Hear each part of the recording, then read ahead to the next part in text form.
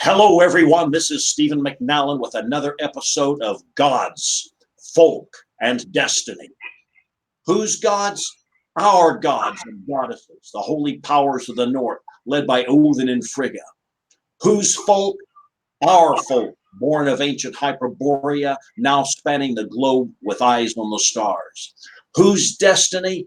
Our destiny, which we will win by hard work and mighty deeds. Honor, sovereignty, well-being, and the existence of our people ever. All you gods and goddesses, bless and keep your holy folk. From the cold shadows of the glaciers to the colder shadows of space, always we have been your people. Guide and guard your North folk now, as you did in ages past. Odin, give wisdom and craft to wits shaped by ice and hardship, that our foes be foxed. Thor, give strength and the will to use it. Frey and Freya, give full wounds, that the bodies be found for the souls of heroes. Let your folk grow in number and in power, that we may love and live, survive and thrive, not just today, not for a millennium, but forever and ever. So shall it be. Tonight, Valgard Murray, the man, the myth, the legend, founder of the Alsa-True Alliance, witness and participant in the birth pangs of Alsa-True in America, and of Alsa-True essentially in the world, chef par excellence of the spam breakfast. We will be talking with everything from ancient Alsa-True history, like the 1960s and 70s, prepping, mead, bloats, tall tales and true ones, and more. But before we get started, support this work by doing 4 things: subscribe, like, leave a comment, share, and tell others.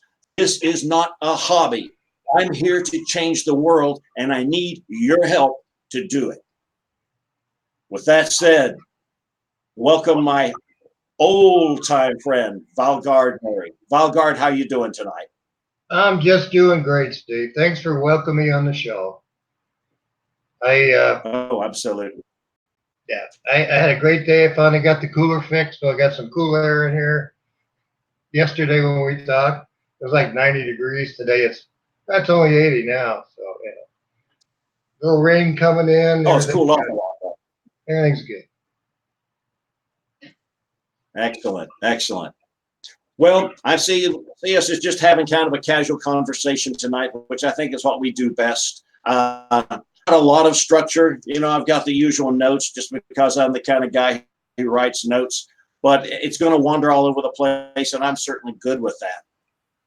Well, for those of you out there who don't know Valgard, if you would just please kind of tell us how did you come to this thing that we do?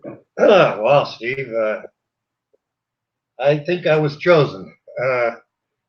Back when I was a little boy, about 5 years old, I was in a department store with my mother, and we got separated. And I was kind of like, whimpering and looking around and crying. And I turned and just seen this person standing in front of me. Big guy, really big guy. I'm looking at his belly button just going up and up and up and up. And here is this stern-looking guy, but I didn't have any fear. I was just curious. And his dress was different, but it wasn't like way different. But what I noticed is he was missing one of his eyes, and it was just a socket. And he had a beard, long hair, looking down on me with a grimace. No words were spoken. And soon my mom showed up. He walked away. I walked away. And I didn't give it much thought for a long time. Now, 6 years later, I'm at home in the middle of the night. I heard all these dogs barking. I got out of my bed, my bunk bed, went to the window, looked outside. Well, we don't have any dogs around there. Going, what's going on here? Next thing I heard this noise, this racket. The best way to describe it was like being at the end of the runway when a jumbo jet takes off. The ground was literally shaking.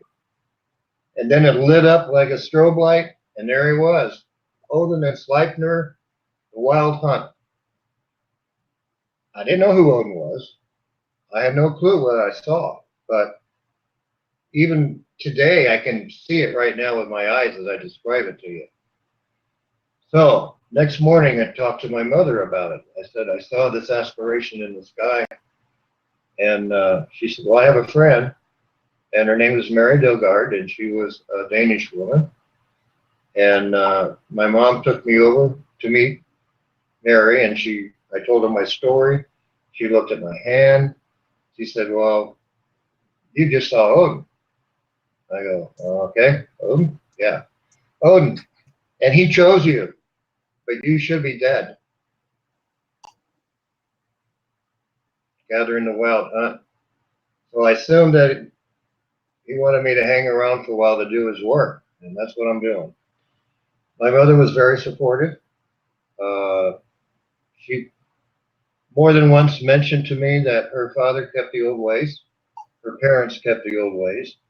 They pretended to be Christians for 1 hour every Sunday, hoping nobody would notice and, want to poison their cow or their chickens or something.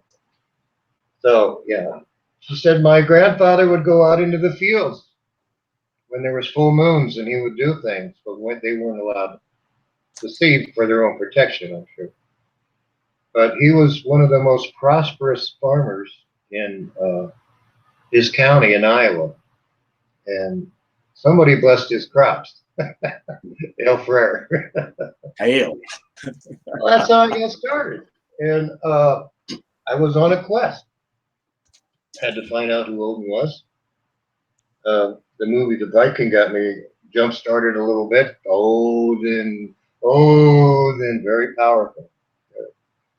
And I started studying. There wasn't all kinds of stuff available back. This is like 1968.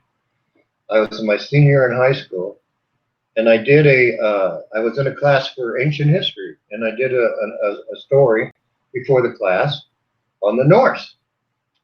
And everybody else was doing Romans, Greeks, Egyptians. I was the only Norseman in the crowd there, about 30 kids. And it went well, and never gave it a second thought. Got my books, walking out to my car to the parking lot.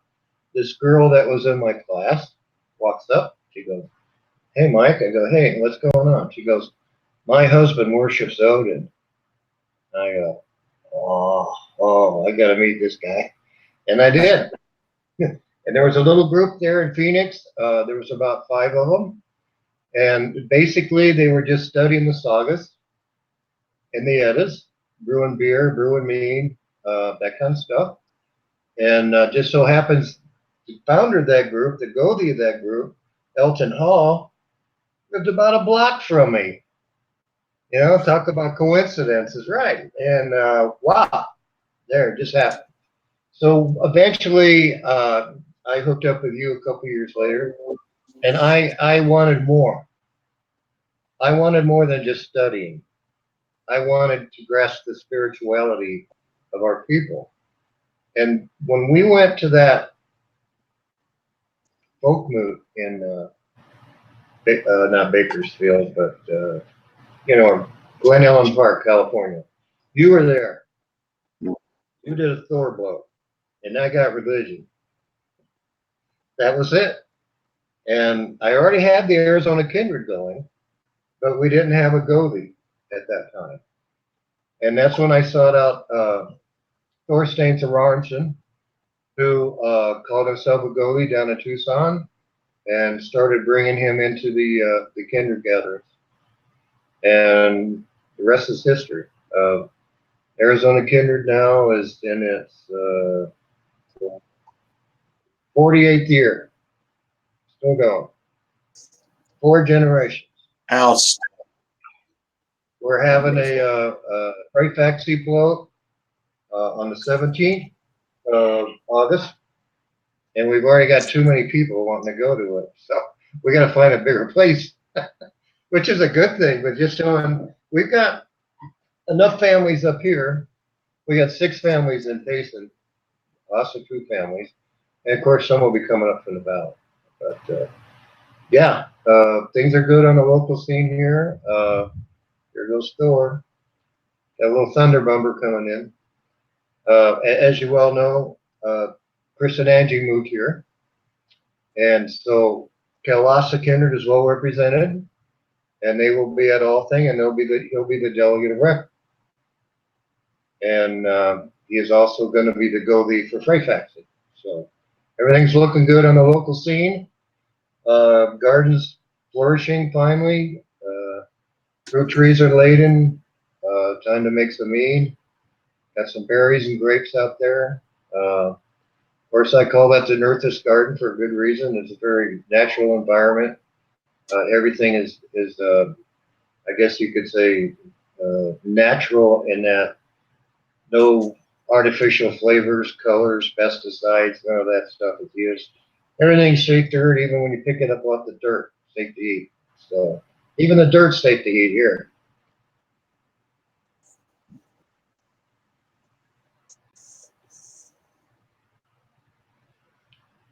I lose the audio bit. There he is. Okay. Yeah. Okay. I said, yeah, we're so organic here, you can even eat the dirt.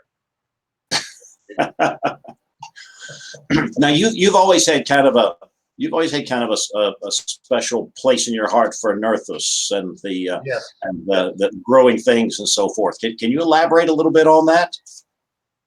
Well, I was born on a farm, so it's in my veins. My grandparents on both sides were farmers, and I've had gardens for ever since I was maybe 10 years old, and it's more than just a hobby. It's how you really get the gist of it, what it's like to live with nature.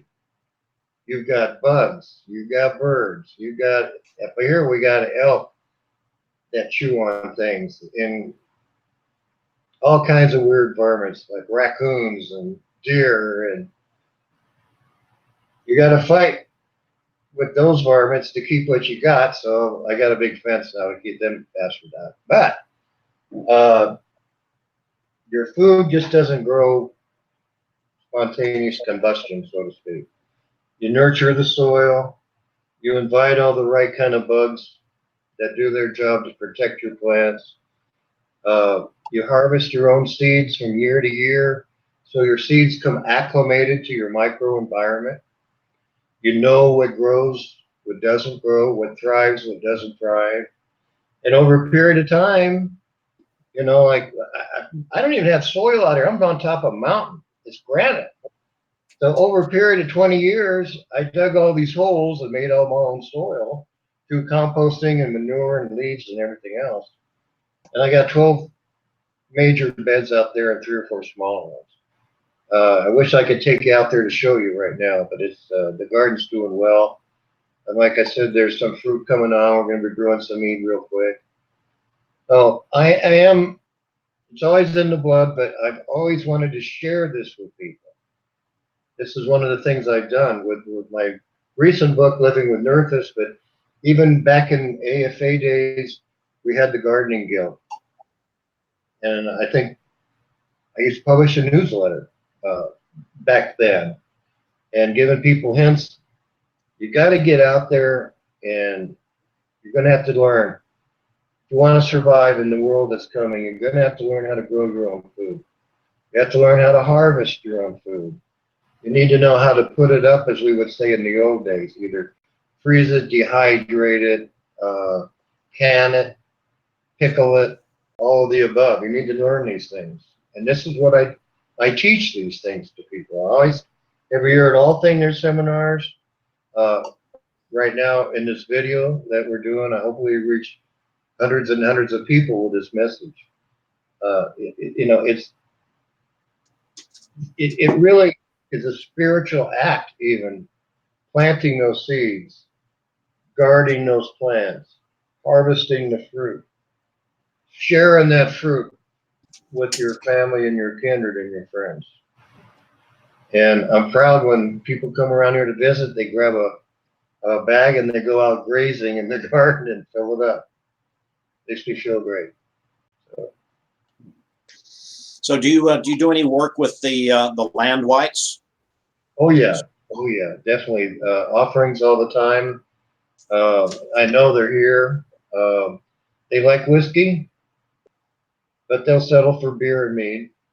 But yeah, they like whiskey. So we're going to be doing the land taking up at Chris and Angie's place next month, and we're going to have copious amounts of whiskey to share with the land spirits, guaranteed. But they come. No, I think I may be a land white. I want to just while we're here, I want to do a shout out to Chris and Angie, our friends, our dear friends who left the San Francisco Bay Area. I'll try to keep this clean, and now have a better life. Hi, Chris and Angie. I know you guys are thriving. Keep it going. So, tell me about your book on gardening. Is this something that's available, or can people get a hold of that? Yeah, they can order it off our website. If you go to www.asatru.org, that's ASATRU.org. At the top of the page is the World Tree button, and we have quite a few of, I don't know, at least 50 books on lore and religion and history, and also booklets on how to do things, and one of them is living with Nurthas. They can also contact me on the website and send me an email, and if they want to request a paper catalog, I'll mail them a catalog, no charge. So we got a 20-page catalog of books, ritual items, Thor's hammers, CDs, DVDs, back issues of War True, good stuff. All Asatru oriented, of course, and it helps support our mission of the Asatru Alliance. Right. And of course, you have the world's largest collection of Thor's hammers. Yes, the largest selection, not collection, but I wish. On our website, we've got over 100 on our website. Sweet. That's not too bad. Now, here's one right here, guys. Yeah, there. All right. We call that the 108 Swede. You'll have it. You'll love this one. Nice. Museum replica, of course. So, tell us a little bit about Fort True. What's the story on Fort True? How long's that been going? Well, we started out in '78. Okay. And their first 10 or 12 issues were done on a manual typewriter and taken down to some office supply place, and Thor would run off 12 copies. And by the time I hooked up, I think we were about up to number, by that time, 15 or so. And we all chipped in and bought Thor an electric typewriter. Still, all of this, all done the old-fashioned way. He was a pretty good writer, and I started writing articles as well about that time. And eventually, when we started the Asatru Alliance, we really had to get things in scope because we had a wider audience and everything else. So you've seen some of the ones that Dave was showing back in we call them the 50s and 60s, and that's when it really came under its own. We had some great writers. You, of course, you've written a lot for Board True. The Taylors, Thorstein, of course, myself. So many writers I can't even remember now, but we've had some of the best. And we're still going. So what's the current number? What's that? The current number? What's the latest one? Oh, 108. 108 Wow. will be. Yeah, it will be in the mail in about 2 weeks. We're right in the middle of writing it right now. There you go, right there. See, poetry number 108. Okay. Super. Yeah, I remember those typewriter days. The early runestones were done on a manual typewriter, and the first issue or two I published on a mimeograph machine. Yeah. Mimeograph machine. If everybody out there, if there's anybody listening in out there and just raises their hand metaphorically, if they ever heard of a mimeograph machine, it wouldn't be too many, I'm thinking. Yeah, I love the smell of the ink. It used to get me high. So, just kidding. Yeah, in school, the teachers would run off their stuff. When I was like in grade school, they'd run off all their stuff on a mimeograph machine. It was that purple ink. Oh man, yeah. Probably the reason our brains are turned a little bit differently. Yeah, but yeah, eventually I got a dedicated word processor. This is when PCs were in their infancy, and it had an inkjet cartridge, and I could have 7 or 8 different fonts and justify and all that stuff. And eventually we came out with some computers and some good software, and that's where we're at today. So. Yeah, it's a real evolution. I remember we went from just plain old typewriters to we were so thrilled when those electric ones came out with the little font balls, and you would the IBM, IBM 1 and 2. Yeah. We were so cool. Yeah, that was like early 80s, maybe. I don't know. Anyway. Yeah, late 70s. Something in there. Yeah. Remember, I was in Texas at the time we got that. Doing oil business stuff, working in the oil fields. So yeah, ancient history. So the big question: why spam? What?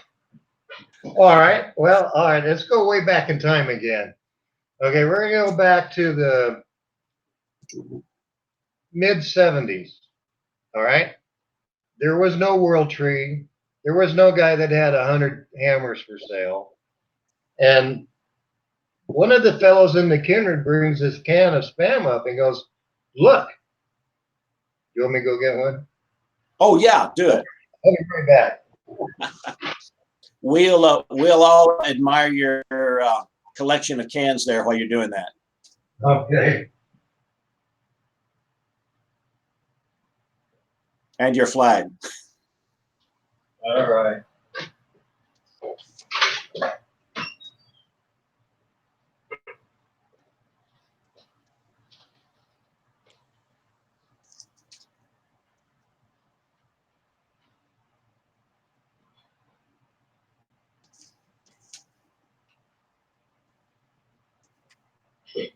So, Dave, would you like to pop in and maybe show some of those old issues that you've got of For True? Does this be a good time to do that, or you want to wait and do that at the end? No, I can do it right now if you would like me to. Here, let me. That'd be cool. Valgard's getting. Oh, well, although here he comes, spam in hand.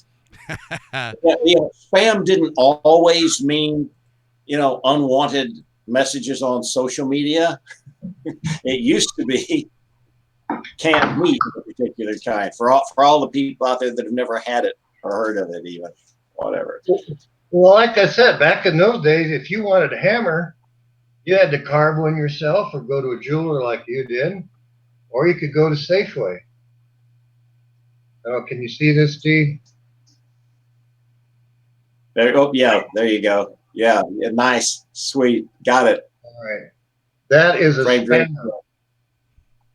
That is spammer. a spammer. And then you got pork, which is sacred to Frere. So, you know, it's so sacred to us that we even do our New Year's resolutions on the spam can. We take our spam seriously. Now, I think I showed you once previously, this is a special commemorative can that Hormel honored me with. I actually have, if I can get the light right, that's me on the front of the can. You guys see that? It's an all spam yard goathy. And you can see the spam. Then on the back, I'm also known as the Angry Bear. You see the bear guy there. And where else do we got it? Somewhere around here we got a tear run too. But you'll have to take my word for it. Anyways, yeah, we take our spam seriously. No, it isn't just a sacred meat. It is life insurance in a can. This stuff, it doesn't have a best by date. Those things that insults anybody that eats spam, best by dates. It gets better. It ages in the can. It has a half-life instead of a best by date. Now, whenever you go to the store, always buy spam. Spam first, actually. It has everything you need practically to sustain life. You know, besides pork, you have salt and sugar and cornstarch. Those are the only ingredients in spam. I mean, you go eat a hot dog somewhere and see how many ingredients are in it. 50 maybe, you know. It's not, it's a health food. Look at me, I'm 180 years old and just like brand new, you know. Well, I exaggerate a little bit. I've got to ask, what's the oldest spam you ever ate? 8 years old. Okay. Yeah. I'll eat a can of it on the air for you right now if you want to see. No, that's okay. But yeah, you know, there's, you know, we laugh at ourselves a lot. We have fun, you know, heathens have fun. And spam does have a place in our culture, especially in the self-reliance. We have our own Gothar. And every Soonest Day morning, the last day of the all thing, they cook the spam breakfast for everyone. And it's done ritually and perfectly.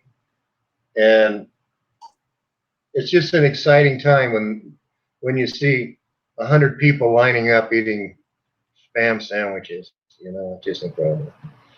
We've got like 7 or 8 cooks going at the same time, a 6-burner stove, a 3-burner stove, but nothing but spam in the air. But it's just like heaven. Now, if ever you want to be a manly guy that wears aftershave, of course we don't shave, but we can still, you know, get the essence. If someone could capture that smell of spam in the frying pan, oh man, the girls, you just have to fight them all. It's just incredible. Outstanding. Now, so on Jack. I'm sorry, were you getting ready to say something? no, I'm just saying, you know, with hard times. Were you getting ready to say something? Right. With hard times coming, and indeed they are, I encourage all of you to stock up, buy all the spam you can. The price just in the last 2 weeks has gone up twice because of the crop failures in the upper Midwest, and a lot of livestock actually drowned because of this. And there's a shortage of meat coming, and it will be reflected in prices already in the supermarkets. So if you want us to have some food to put back for a long time, I suggest spam. And quite a few other the Hormel products that they have. They're all good. They're all good. Now, Valgard, this kind of brings us to some other stuff that we should talk about. You know, the Alliance has got, and you in particular, you know, you kind of got a reputation for putting things away for survival. I don't know if prepping is the word you would use for that or not, but basically speaking, your culture in the Alliance is one of preparedness for, you know, whatever may come. Can you elaborate on that a little bit? Tell us a little about that. Well, you know, Steve, your motto, the future of our people is not negotiable. How are we going to survive if we're not prepared? You know, we've got psychopathic politicians that want to start World War III over oil in the Middle East. We've got sociopathic rocket man dude running loose in North Korea. Yeah, he's just as dangerous as those guys in the Pentagon in my book, you know.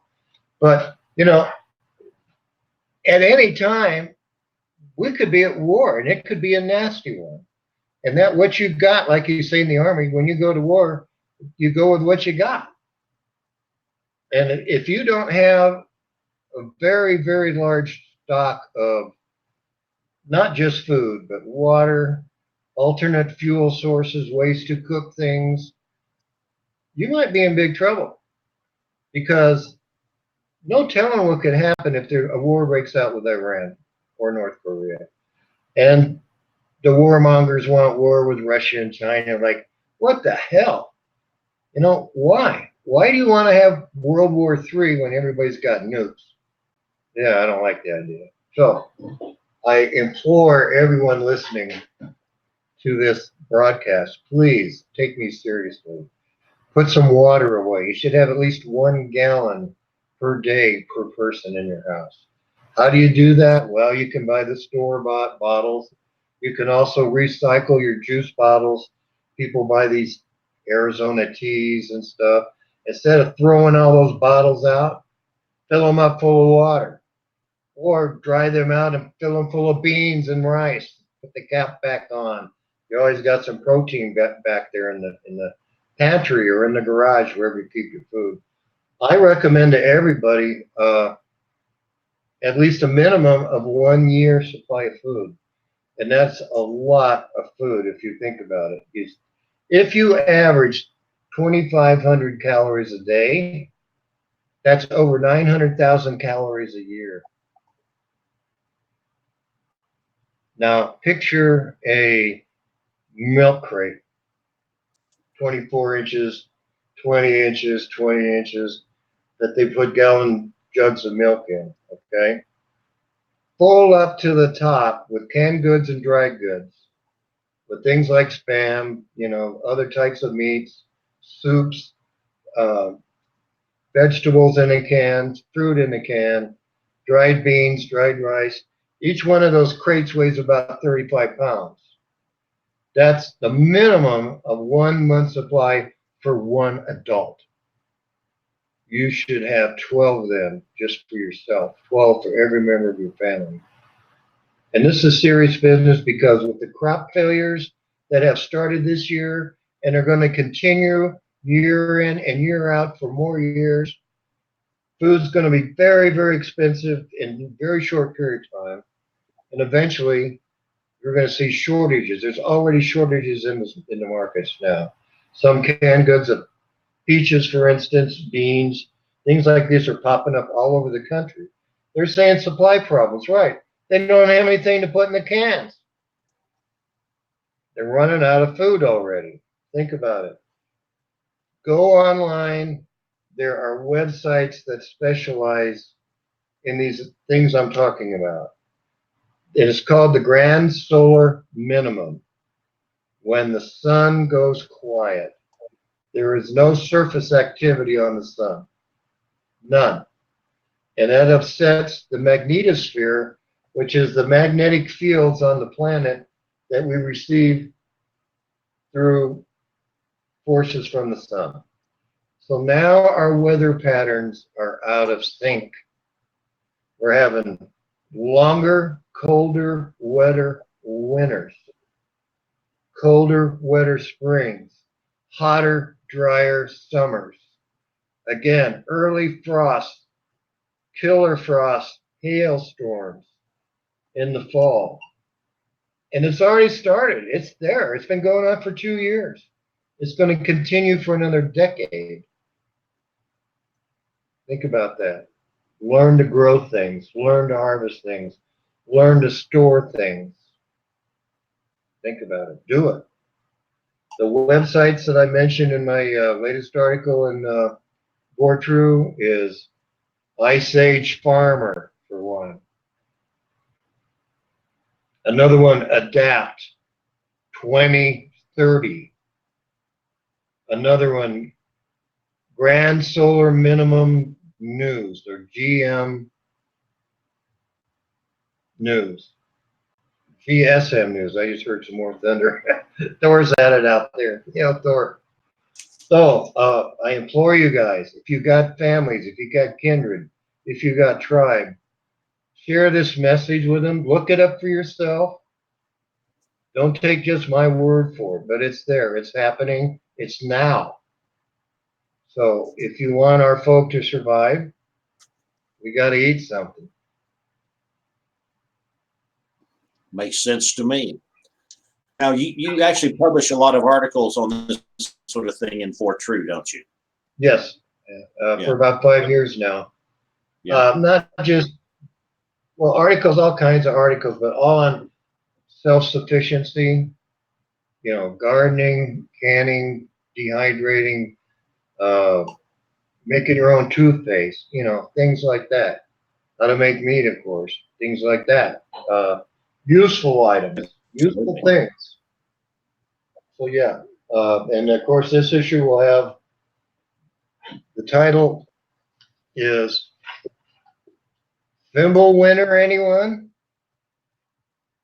Exposing the greatest fraud of the 20th century, the global warming hoax. And I go into detail about what's really happening, as opposed to these people that have been pushing this agenda for 20 years, that by now all the coastal cities would have been underwater, all the ice caps would have melted, Greenland would have, ice caps, glaciers would have all melted. We'd all be baking, in the sun in Margaritaville somewhere. It's not happening like that, guys. It's not. It didn't happen. But they're still pushing this liberal global agenda that cow farts change the environment, Unbelievable, but they're blaming cows for CO2. Well, guess what? Do you know what plants breathe? CO2. Do you know what people breathe? Oxygen. Where does the oxygen come from? Plants. You want to take all CO2 away, you want to kill us all dead, right? That's what they're crazy. This Green Deal, everybody's going to be solar, no more CO2 emissions, okay? Solar doesn't work when it's under 4 foot of snow. I can tell you that because it happened to me in February. I've got solar. When 4 foot of snow's on the ground, you can't even get to your solar to scrape the snow off of it. But wind turbines don't work. Electric cars don't work when it's 25 degrees below zero. Chicago had the coldest winter on record. And yet they're still pushing this Green Deal with electric this and electric cars and solar panels and windmills and no more plastic straws and all this nonsense, It's true.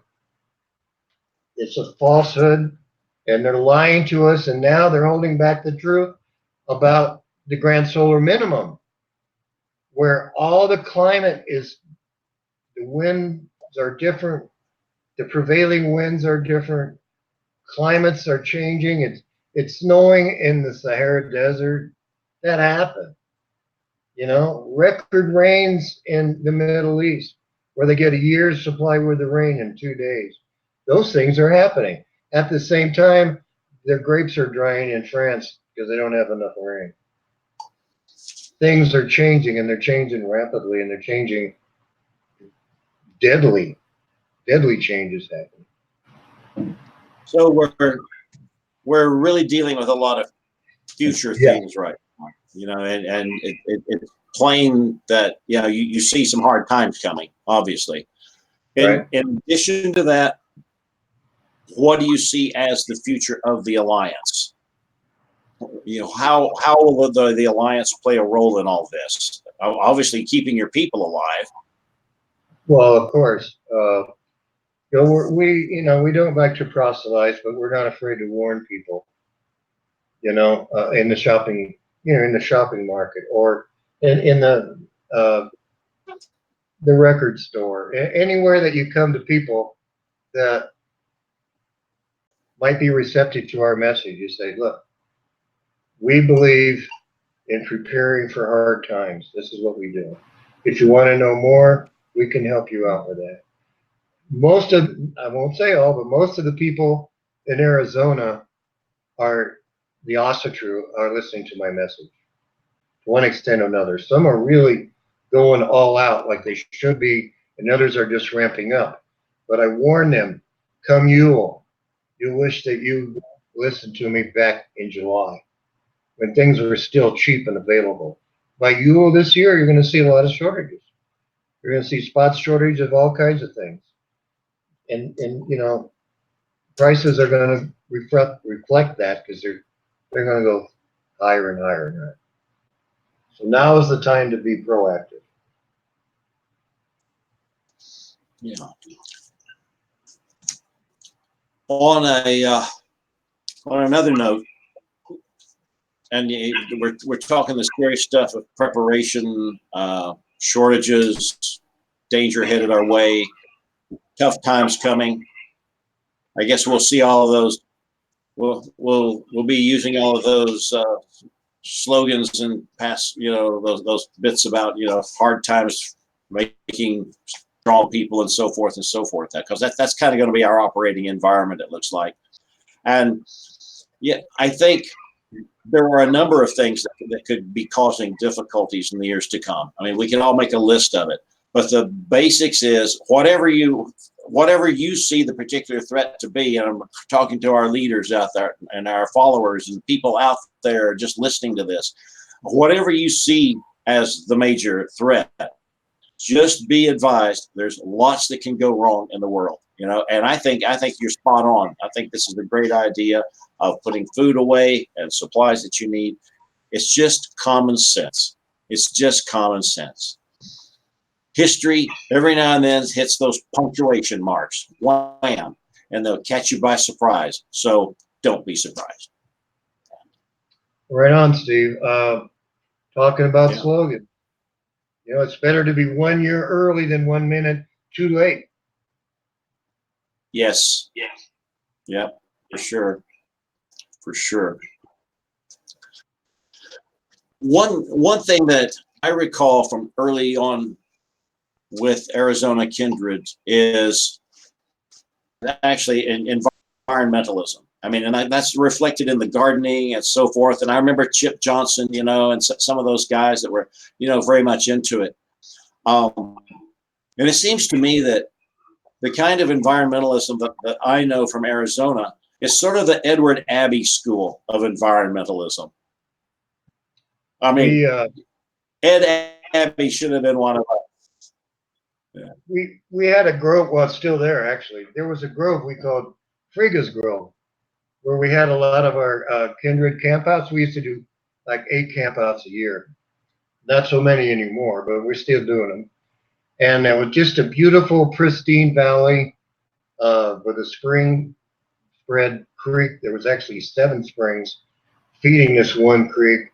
There was old growth forest. We're talking about cedars. We're talking about oaks. We're talking about pine trees, that fir trees, that some of them are 100 feet tall. Well, the Forestry Service sent out, this is Tonto National Forest, Arizona, sent out a request for bidding on harvesting trees in that very valley. There's a creek, they want to be cutting down trees within 100 feet of this beautiful water. So Chip and myself went on a mission and we got some ceramic spikes. They won't show up with a metal detector. And we only spiked a couple trees, maybe a dozen or so, in that valley. And eventually we contacted the forestry department and said, we have spiked your trees. You better tell your logger boys when they come in there. And they cut those trees down and they run them through that mill, those machines that they mill those trees into boards with. Hundreds and hundreds and hundreds of dollars just for one of the bands they use on the big band saws. Not only that, when those things blow up, you got shrapnel in the flying out, big boom. So guess what? They didn't cut it down any of the damn trees. It's still there. So I guess you could say that's radical environmentalism. Now they call it domestic terrorism. Now you can put on a black hat, a black thing over your face, and go up to Portland and beat people over the head with pipes, and that's okay. But you save an old-growth forest, and that's domestic terrorism. Too bad. Yeah. We've been lighthearted and we've been serious. We've talked about a lot of things tonight. If you're comfortable with it, could you explain to people why you chose the name you chose? Yeah, I'm comfortable with that. Steve, I didn't choose it. I was gifted with that name at All Things 6. And it was given to me by Thorstein Thorarensen. And we've kept that tradition within the Alliance of gifting people with their own names rather than they wanting to assume their own. We call it the tribal name. So Valgard, of course, was a character in the Icelandic sagas, and he didn't like Christians very much, going around burning out the heathens and stuff. So he started this little army and hunted them down because they were breaking the law. You don't burn down heathen homes just because heathens live in them. So Valgard, who was actually Valgard the Grey, who was a Gothi as well. There were several characters. And I thought, oh, really cool. I like that guy. Well, it turned out what it really means is guardian of the slain. And in my kindred over the years, over the decades, we've had 13 of our members pass away over the Bifrost. And it's my job to remember them faithfully at every symbol when I call their names. And I toast the fire with whiskey and mead. You've seen it. Yeah.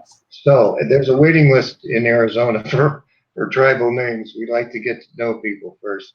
You don't just say, hey, give me a name, Valgard. Yeah, let me check your Facebook account. No, I'm just kidding. We don't do that kind of stuff. We just get to know you because the tribal name is what you are and what you will be.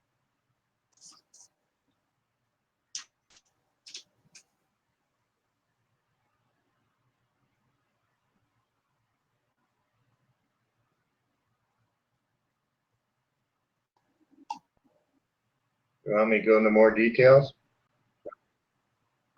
There was a little bit of lag in the transmission there, and I probably did not catch your last words. So let's hit that one again, if you would, please. Yeah, sure. As a Gothi, people come to us and they want guidance, and they also want recognition within the kindred for their tribal name. And we study them. We give time to get to know them because we see this as a metamorphosis, as a change. Once you're gifted with this name, it's what you will become. I like that. That's a very, very powerful thought. And naming is a very important act. It is. So I think that's great. That's beautiful. It also builds the tribal focus, so to speak, because everybody in the tribe is now have their special name within the tribe, And after a while, you forget what their damn street name was anyway. Yeah. And that's a good thing. Mhm. So, do you consider the alliance to be a tribe? A nation of tribes. We have kindreds in the alliance, like yourselves, that have 30, 40 years, that generations. And each one of those kindreds is a tribe in itself of the greater nation of Odin. That's how I see it. Excellent. Okay, makes sense. Very good. Yeah. Dave, you want to trot out some of those four true you've got, and you kind of step in and show those around. Maybe Valgard would even have some comments on some of them. Sure. Yeah, sure. But Mr. Steve, you don't mind, real quick, I'd like to give a shout out to our boy that ran into some trouble recently, if you don't mind. Is that okay? Yes, please do that. Yes. Sure. So a good friend of the network. I'm not sure what his name is. I don't want to put his name out there or anything like that. Mods in the chat, if you're listening, please drop the link to the donation donation link and all that. He's a good friend of the network. He's been in our chat rooms watching our stuff for a long time. Folkish brother, awesome guy. He has ran into some serious misfortune. There was a flood at his house. He has his own business. He runs his own business. A flood at his house completely destroyed all of his tools, everything that he built up. So let's show our brother, our folkish brother, that there's a community here that loves him and supports him. And let's show the world how we treat our kin. Yeah, I know everybody's strapped for cash these days, but when one of our own falls, we need to pick them up. Throw them $5, throw them $10, whatever you got that you can throw. Give him a couple bucks to see if we can get this guy back on his feet for him and his family and everything like that. We cannot let our brothers and sisters fall in the wolf age. So, mods, please drop that link in the chat and everybody help our brother out. But anyway, so first of all, there's so much stuff I want to talk about right now.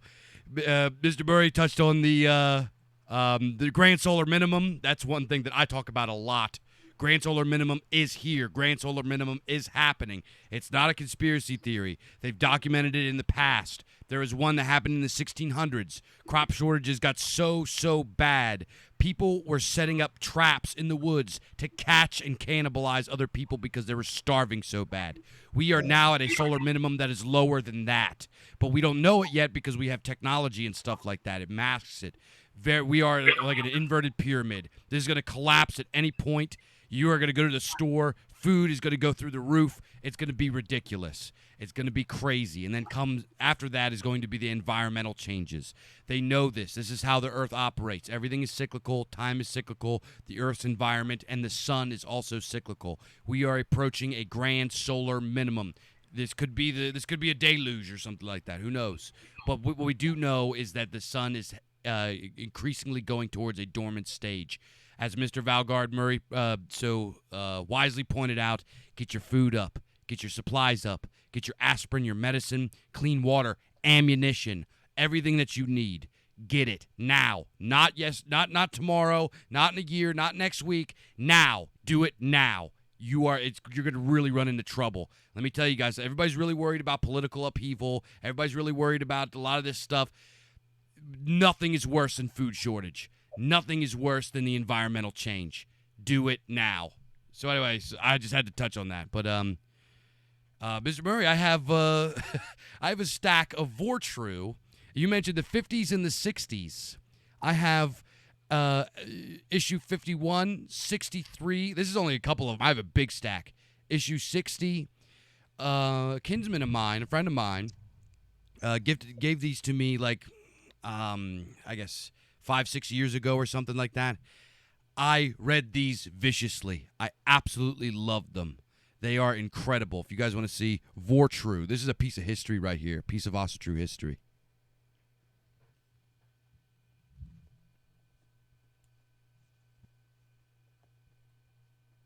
Let me see. Mr. Murray, can you hear me, sir? I think you are you muted right now? I think we're having some sound issues tonight. Yeah, I can hear you fine. Yes, sir. But yeah, Vortru. Let me tell you guys something. Go if he's got back issues, you guys gotta pick these up. Even if these are some old school publications, the information in these magazines is evergreen, man. This stuff it lasts the ages. A kid that just figures out about Asatru in 2040 could pick one of these guys up and read it and find just a treasure trove of wonderful information. In fact, he's got in one of these issues. There's a calendar that self-reliance adheres to. That was like the first calendar that I started to use for my kindred. So these were a big influence on me. So Mr. Murray, many blessings and many endless thanks for all the work that you put in, man. You so many people around the world that you have influenced and you've touched with your work here. So thank you so much.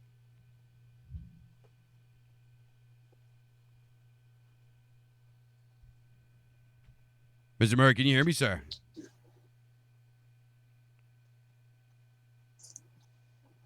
Yeah, it looks like he's got audio issues. Oh, it's okay. Valgard, can you hear me? Can you hear any of us?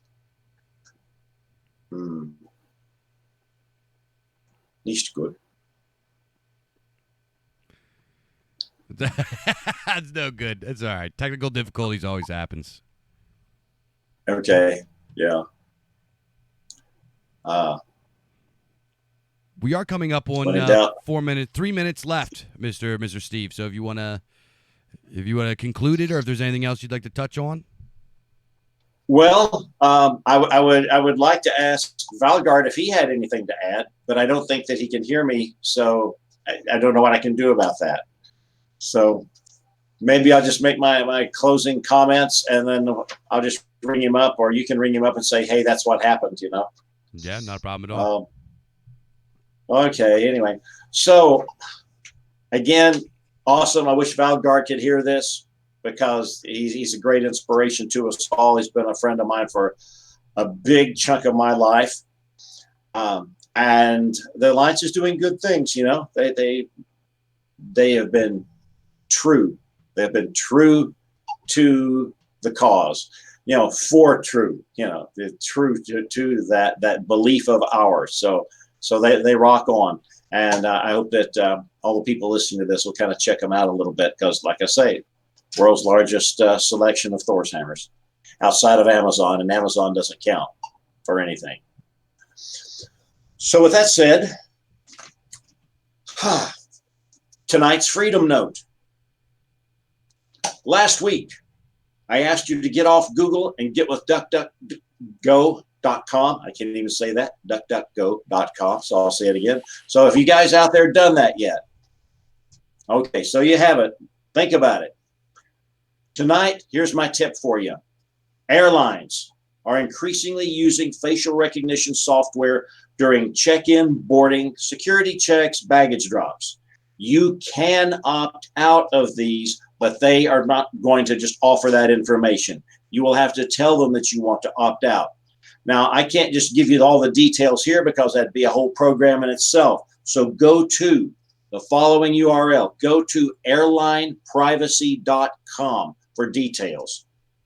Help me build a culture of resistance against the deep state, the surveillance state, whatever you want to call it, and the evil corporations that feed on your data.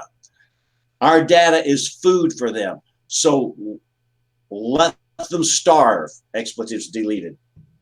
In Asatru, surveillance is a spiritual issue.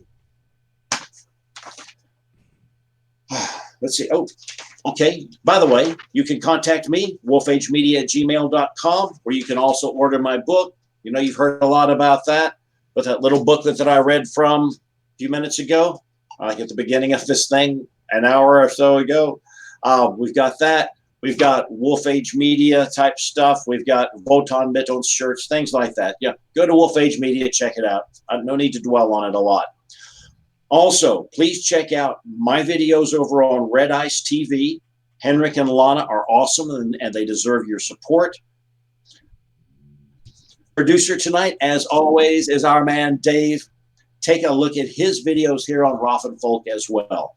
Raffenfolk has lots of good, wise people writing stuff, producing stuff. Dave is one of them. So Thank you, Dave, for the things you do. My pleasure.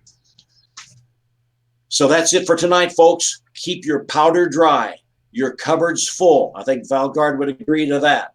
Your spouse happy, your children close, your data out of the hands of the deep state, and love life in Midgard because it is a precious gift. Thank you for being here.